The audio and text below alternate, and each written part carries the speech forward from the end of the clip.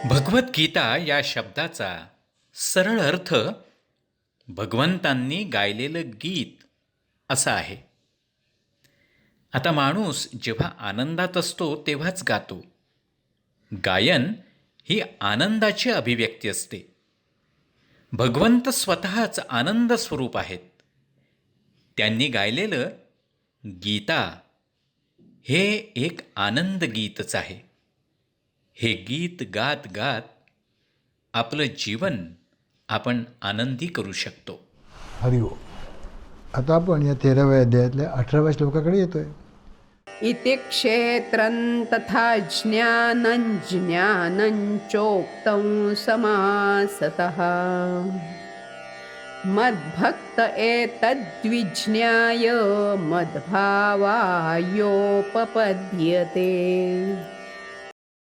याप्रमाणे क्षेत्र म्हणजे देह, ज्ञान आणि ज्ञेय यांचं संक्षिप्त वर्णन मी तुला सांगितलं.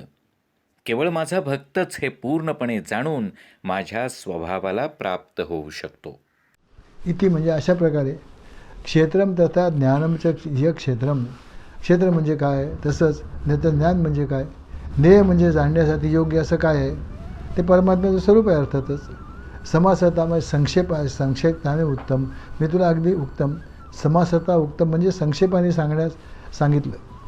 ते म्हणजे काय हो, एतत् विज्ञान आहे. ते स्वतः तुझं जाणलंस ना तर काय होईल, तत्वता जाणलंस तर मदभक्त असा जो कोणी माझा भक्त असतो ना तो मदभाव उपपद्यते, माझ्या स्वरूपाला प्राप्त करून घेतो असं भगवंत सांगतात. म्हणजे बघा 5व्या श्लोकापासून 17व्या श्लोकापर्यंत स्तोत्र म्हणजे काय, ज्ञान म्हणजे काय आणि ज्ञेय म्हणजे काय हे संक्षेपाने भगवंताने सांगितलं. आता ह्या श्लोकात वेळ त्या सगळ्याचा समारोप करतात बरं का. भगवंतांनी 5व्या आणि 6व्या श्लोकापर्यंत महाभूतान्य अहंकारापासून मग संघात चेतना धृतीपर्यंत क्षेत्र म्हणजे काय आणि त्याचे विकार कोणते ते सांगितलं.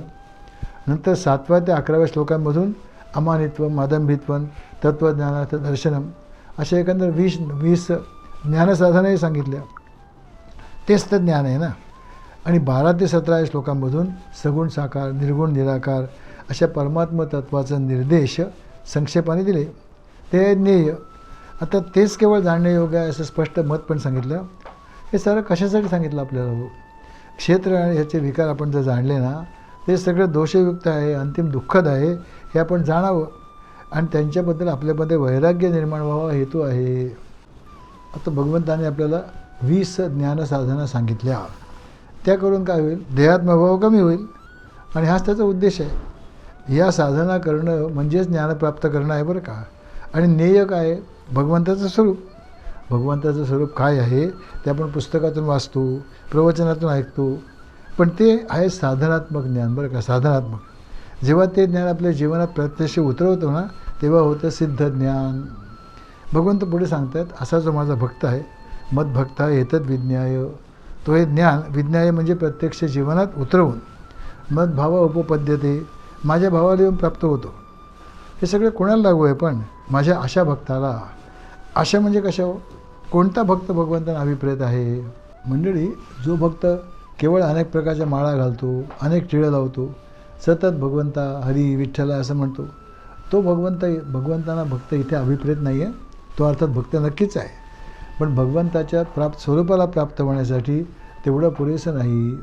मग त्यांच्या दृष्टीने भक्त कोण आहे त्याची व्याख्या भगवान आद्य शंकराचार्यांनी फार सुंदर केले बरं का. ते काय म्हणतात, मयी ईश्वरीय सर्वज्ञे परमगुरो वासुदेवे समर्पित सर्वात्म भावो. ज्यानं माझ्यामध्ये म्हणजेच सर्वज्ञ परमगुरू म्हणजेच हल्लीच्या भाषेत महागुरू वासुदेव स्वरूप असणाऱ्या परमेश्वरामध्ये सर्व भाव अर्पण केले आहेत. सर्व भाव म्हणजे काय, काया वाचा मने जो वासुदेव सर्वमिती, वासुदेवाला सर्वस्व मानतो आणि त्याचा होतो. तसंच यत पश्यती शृणोती स्पृश्यती वा सर्व भगवान वासुदेव इति एवं ग्रह विशिष्ट बुद्धी मदभक्त.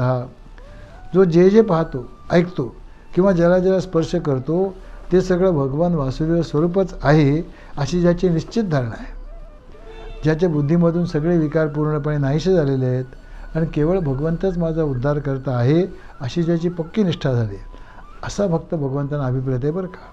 भगवंतांनी भक्ताची ही लक्षणे गीतेमध्ये अनेक वेळा सांगितली आहेत. बघा ना 9वे अध्याय ते म्हणाले मन मना भव मद्भक्तो मद्याजी माम नमस्कुरु मामे वैश्यसी युक्तवेवम आत्मानं मत्परायण. 9व्या अध्यायातला 34वा श्लोक होता. किंवा 11व्या अध्यायात सांगितलं ना मत कर्म कुत मत परमो मद्भक्ता संगवर्जिता निर्वैर सर्वभूतेषु सब यस्य माम हेती पांडव. 11व्या अध्यायातला 55 श्लोक. आता हे सगळी लक्ष्य त्या वेळेला आपण अगदी सविस्तर समजावून घेतलीत बरं का. भगवंत सांगतायत असा माझा भक्त माझ्या भावाला येऊन मिळतो मदभावा.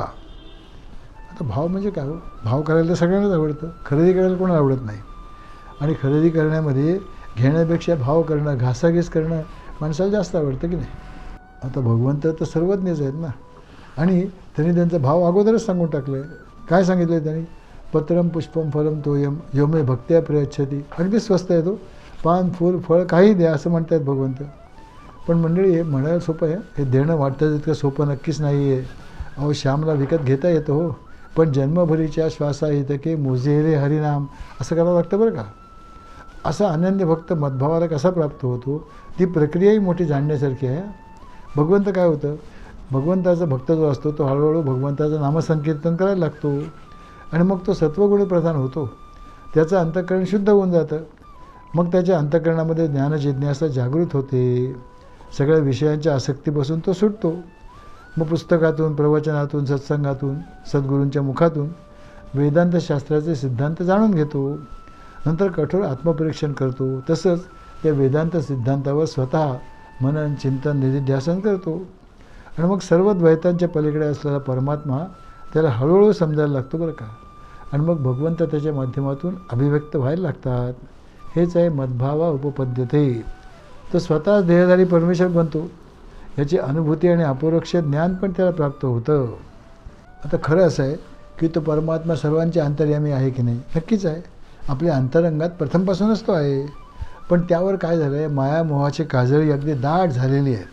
त्या प्रकाशी परमात्म्याचा प्रकाश त्यामुळे जाणवत नाही आहे.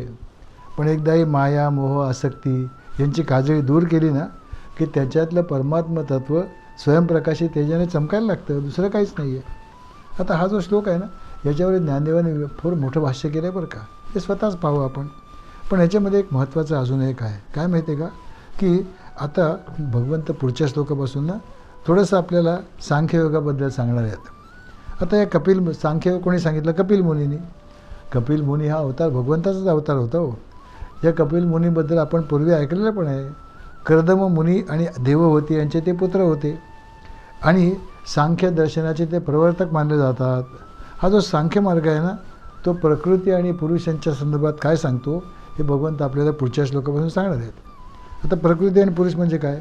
13व्या अध्यायाच्या अगदी पहिल्या श्लोकात किंवा दुसऱ्या श्लोकात संक्षिप्तपणे जे क्षेत्र आणि क्षेत्रज्ञ यांचं वर्णन केलं ना ते आता अधिक विस्ताराने करण्यासाठीच पुढचा प्रसंग भगवंत पुढच्या श्लोकापासून सुरू करत आहेत. आता आपण 19व्या श्लोकाकडे येतो आहे. 13वा अध्याय 19वा श्लोक. प्रकृतिं पुरुषं चैव विध्यनादि उभावपि विकारांश्च गुणांश्चैव विद्धि प्रकृतिसंभवान्. भौतिक प्रकृती आणि जीव हे दोन्ही अनादी असल्याचं जाण. त्यांचे विकार आणि त्रिगुण हे भौतिक प्रकृतीपासून उत्पन्न होतात. प्रकृती पुरुषम उभव एव. प्रकृती आणि पुरुष हे दोघंही विद्धी म्हणजे अनादी आहेत. अनादी विद्धी म्हणजे अनादी आहेत असं जाण. च विकारां आणि गुणांअपी तसेच राग द्वेष इत्यादी सगळे विकार आहेत ना आणि सर्व गुणसुद्धा या सगळ्या त्रिगुणात्मक वस्तू प्रकृती संभवान एव विद्धी प्रकृतीपासूनच उत्पन्न झालेत असंही तू जाणून घे. आता या श्लोकापासून भगवंताने एक नवीन प्रसंग प्रारंभ केला आहे बघा. या अध्यायामध्ये भगवंतांनी क्षेत्र क्षेत्रज्ञ ज्ञान ज्ञेय इत्यादींबद्दल सांगितलं आहे. हे अगदी खरं आहे. आता भगवंत हाच विषय सांख्य पद्धतीने क्षेत्रज्ञाबद्दल आपल्याला सांगतात बरं का. सांख्य पद्धतीमध्ये ह्यालाच पुरुष आणि प्रकृती असं म्हटलं जातं. सांख्य पद्धती आणि वेदांत विचार यात एक मूलभूत फरक आहे मात्र. भगवंताने दुसऱ्या अध्यायामध्ये गीतेच्या सांख्य सिद्धांताचा आधार जरूर घेतला आहे पण शेवटी वेदांत विचाराचं श्रेष्ठत्व त्यांनी वेळोवेळी मान्य केलेलंच आहे. वेदांत आणि सांख्य पद्धतीत मूळ फरक असा आहे. सांख्य जीव आणि जगत वेगळं मानतात. जीव आणि जगत वेगळं आहे असं त्यांचं मत आहे. वेदांत काय सांगतो की जीव आणि जगत वेगळं जरी भासलं तरी ते एकाच परमात्मा तत्वापासून निर्माण झालेलं आहे, म्हणून ते हे द्वैत नाही असं ते मानतात. सांख्यशास्त्राला अनेक जीव स्वीकृत आहेत. ते असं म्हणतात की एका जीवाने साधना केली, ठीक आहे, तो महात्मा झाला, पण इतर जीव मात्र अजून जीवच राहिलेत की नाही, त्यांच्या शरीराचे गुलामच राहिलेत. त्यांचं प्रकृतीवर काहीच नियंत्रण नाही आणि महात्म्याने मात्र प्रकृतीवर नियंत्रण प्राप्त केलं आहे. म्हणजे इथे द्वैताला प्रतिष्ठा आहे बरं का. वेदांताचं म्हणणं जरा वेगळं आहे. ते काय म्हणतात, या सांख्य प्रक्रियेने फक्त एवढंच जाणा की मी आणि देह एकमेकांपासून वेगळे आहोत. पण एकदा हे जाणलं ना की मग माझं जे स्वरूप काय आहे ते जाणायचं आहे, आणि ते जर जाणलं की सगळेच भेद संपतात, मग तिथे सारं द्वैत नष्टच होऊन जातं ना. आता सांख्यशास्त्राप्रमाणे जर प्रत्येक शरीर वेगळं आहे असं मानलं तर मग प्रत्येक शरीरात क्षेत्रज्ञ आहे, म्हणजे मग तेवढेच क्षेत्रज्ञसुद्धा होतील की नाही. पण भगवंताने स्वतःच या अध्यायाच्या दुसऱ्या श्लोकात अगदी स्पष्टपणे सांगितलं आहे, क्षेत्रज्ञम चापी मां विद्धी सर्व क्षेत्रेषु भारत. काय म्हणाले, क्षेत्र अनेक आहेत पण तरी प्रत्येक क्षेत्रामध्ये असलेला क्षेत्रज्ञ त्यांना जाणणारा मात्र एकच आहे, आणि तो क्षेत्रज्ञ मी आहे असं भगवंताने सांगितलं आहे. म्हणजे सर्व क्षेत्रांना प्रकाशित करणारा परमात्मा एकच आहे. आता हा सिद्धांत भगवंत या श्लोकापासून 23 श्लोकापर्यंत अगदी सविस्तर विशद करून सांगतात बरं का. ते काय म्हणतात, प्रकृती पुरुषम चैव विद्यनादी उभावपी. प्रकृती आणि पुरुष हे दोन्ही अनादी आहेत असं जाण. आता भगवंताने 7व्या अध्यायात या प्रकृतीचा उल्लेख केला आहे. तिथे ते काय म्हणाले, पंचमहाभूत मन बुद्धी आणि अहंकार ही 8 तत्त्व एकत्र केली की माझी अपरा प्रकृती होते, त्यालाच आपण जगत असं म्हणतो. त्याशिवाय माझी एक पराप्रकृती आहे, ती आहे जीवभूतां प्रकृती. म्हणजे जगत आणि जीव ह्यालाच भगवंतांनी या अध्यायात प्रथम क्षेत्र आणि क्षेत्रज्ञ असं म्हटलं, त्यालाच इथे आता प्रकृती आणि पुरुष असं ते म्हणत आहेत. अर्थात इथे पुरुष म्हणजे जीव बरं का. सांख्यशास्त्र काय म्हणतं की पुरुष आणि प्रकृती दोन्ही अनादी आहेत, त्यांच्यामधून हे सगळं विश्व निर्माण झालं आहे. सर्व विकार आणि गुणसुद्धा त्यांच्यापासूनच निर्माण झाले आहेत. मंडळी, शास्त्राच्या म्हणण्याप्रमाणे 5 वस्तू अनादी आहेत बरं का. वेदांतशास्त्र सांगतं कोण. एक तर परमात्मा अनादी आहे, परमात्मा. दुसरा ईश्वर म्हणजेच विश्वाचा निर्माता किंवा विश्वाच्या उपाधीने नटलेला असा ईश्वर, नियंता. तिसरा आहे जीव, त्यालाच इथे क्षेत्रज्ञ किंवा इथे पुरुष असं म्हटलं आहे. चौथा आहे प्रकृती किंवा जगत, आणि 5वा आहे संसार. वेदांत याच्या आणखी थोडा पुढे जातो बरं का. वेदांत विचारात आणखीन एक वेगळाच विचार करतं. ते काय म्हणतात की ह्या बाकी सगळ्या गोष्टी अनादी जरूर आहेत, पण त्या अनंत मात्र नाही आहेत. अनंत कोण आहे, अनंत फक्त परमात्मा आहे, कारण बाकी सगळ्यांचा केव्हा ना केव्हा तरी अंत होतोच ना. आता कल्पांत जेव्हा होतं तेव्हा काय होतं, जीव जगत ईश्वरामध्ये लीन होऊन जातात, आणि शेवटी त्या जगाचे निर्माते, पालन करते आणि विनाश करते असे ब्रह्मा विष्णू महेशसुद्धा मूळ अव्यक्त अशा परमतत्वामध्ये विलीन होतात. आणि नंतर निर्मितीची प्रक्रिया सुरू होते. पुन्हा क्रमकाळामध्ये सर्वांना परत विकसित केलं जातं. आता जिथे ते नष्ट मात्र होत नाही तर वेदांत पण मानतो बरं का. ते परमतत्वात फक्त अव्यक्त होतात आणि परत व्यक्त होतात इतकंच. पण खरा अनादी आणि अनंत मात्र या सर्वांना सामावून घेणारा फक्त परमात्माच आहे, त्याचा अंत कधीच होत नाही. या विषयाची अगदी सविस्तर चर्चा बृहदारण्यक उपनिषद आणि पंचदशीमध्ये आहे. तिथे काय करतात, जीवाची चर्चा आहे, आणि हे जाणलं जर तर जीवभावातून मुक्त होणं, जीवत्वाचं बंधन तोडून टाकणं आणि स्वस्वरूपामध्ये स्थिर होणं म्हणजे काय हे स्पष्ट होतं. आणि तोच तर सगळ्या साधनांचा उद्देश आहे ना. साधनेचा उद्देश काय, तोच आहे.